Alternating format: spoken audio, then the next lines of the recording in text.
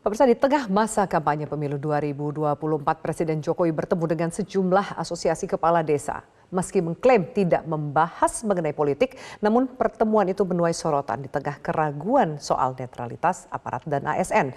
Kita langsung membahasnya bersama dengan pakar hukum tata negara, Ferry Amsari. Mas Ferry, selamat sore. Sore. Mas Ferry, apa tanggapan Anda soal pertemuan tersebut yang dikatakan tidak berbicara soal politik? Anda percaya bahwa tidak ada soal politik yang didiskusikan dalam pertemuan itu? Ya, ini pertemuan sudah beberapa kali dengan unsur kepala desa dalam organisasi yang berbeda, juga menyusul asosiasi penyelenggara pemerintahan desa di rentang waktu politik yang luar biasa.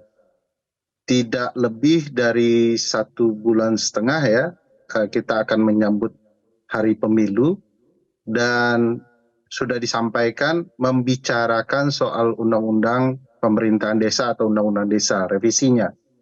Pertanyaan besarnya, kenapa dibicarakan sekarang, sementara dalam 1 bulan ke depan tidak akan ada pembahasan soal undang-undang desa, karena ini masa kampanye. Dalam konteks kampanye itulah kemudian kedatangan dan pertemuan ini dipertanyakan. Jangan-jangan pertemuan ini adalah bagian untuk konsolidasi pemenangan calon tertentu. Sebab presiden dan calon-calon lain cukup dengan membangun citra diri ya. Salah satu citra diri itu adalah bagian dari kampanye. Dan salah satu cara membangun citra diri menjanjikan banyak hal. Salah satunya revisi undang-undang desa yang berkaitan dengan masa jabatan kepala desa. Jadi pertemuan ini akan lebih banyak konteks transaksional terkait masa jabatan dan pemenangan kandidat tertentu. Dan kita tahulah secara politik ini akan selalu dibiaskan dengan cerita bahwa tidak ada pembicaraan politik apapun, padahal kita ketahui bahwa relasi transaksional itu adalah bagian dari politik pemenangan orang-orang tertentu yang berkaitan dengan pencalonan anak presiden misalnya. Jadi bagi saya memang ini adalah permasalahan serius.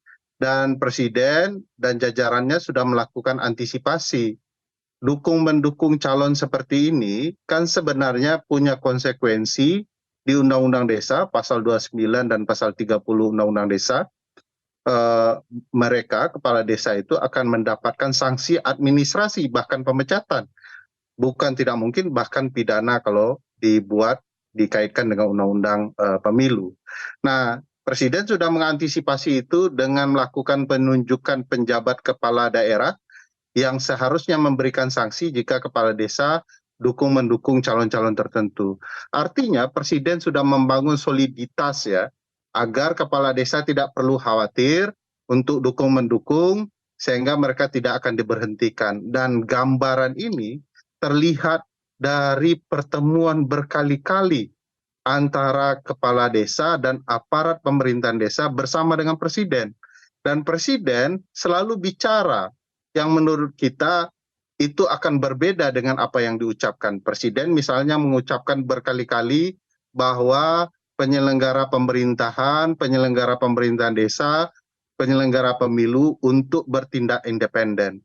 Dalam ruang politik seperti saat ini, pembicaraan apa yang tampak di depan untuk kemudian menghindarkan diri dari prasangka publik dan dugaan serta temuan bahwa apa yang dikatakan itu telah dilanggar di balik layar.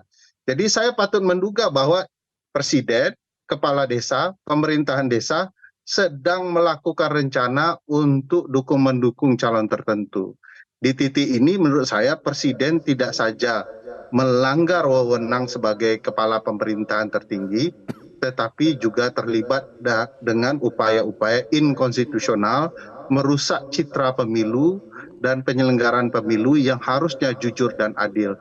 Apalagi menggunakan satuan pemerintah terendah, yaitu pemerintahan desa, yang kita ketahui bersama mereka yang berhadapan langsung dengan kondisi TPS, tempat pemungutan suara, dan para pemilih.